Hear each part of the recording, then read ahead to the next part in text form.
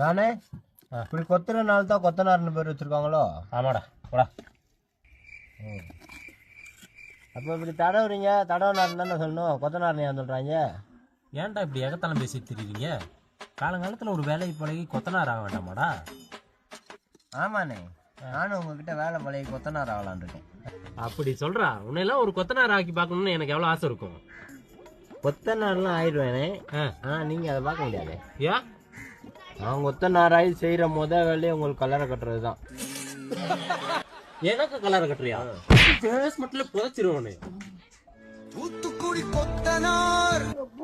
ஏய், இன்னுமா கலவ முடியல? அது அப்பயே முடிஞ்சு. முடிஞ்சா? இப்போ எங்க இருந்து கொண்டு வந்துட்டு இருக்க? அதெல்லாம் அப்படித்தான், நீங்க வேலையை செய்யுங்க.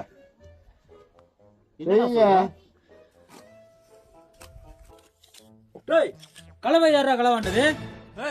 கலவை யாரா களவாண்டது? இவரு தானே கலவை முடிஞ்சு போச்சு போடுமான்னு கேட்டதுக்கு பக்கத்து வீட்டுல போய் அள்ளிட்டு வான்னு சொன்னாரு. அதே நான் சொன்னா? ஏயா கணேசா, கலவை திருடி கட்டுறேன் நீ தான் கொத்தனாரா? சரி ஒடியா, நாளைக்கு ஒரு 5 சட்டி கலவை போட்டு தர சொல்றேன். அதெல்லாம் சரி, அவன் சிமெண்டே போடாம எம்சாண்ட்ல தண்ணியை ஊத்தி கொடுத்துட்டு இருக்கா, நீ அதுல கட்டடம் கட்டிக்கிட்டு இருக்க, நீ என்ன கொத்தனாரு? டேய், சிமெண்டே போடலையாடா சுத்தமா? சிமெண்டா? நம்ம காலையில இருந்து கலக்கின கலவையில நான் சிமெண்ட் போடல.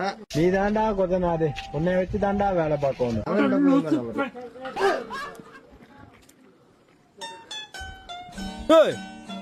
ஏண்டா 10 கல்லு திருநேடுறதுக்கு எம்சாண்ட் தூக்கிட்டு வந்தீங்களேடா?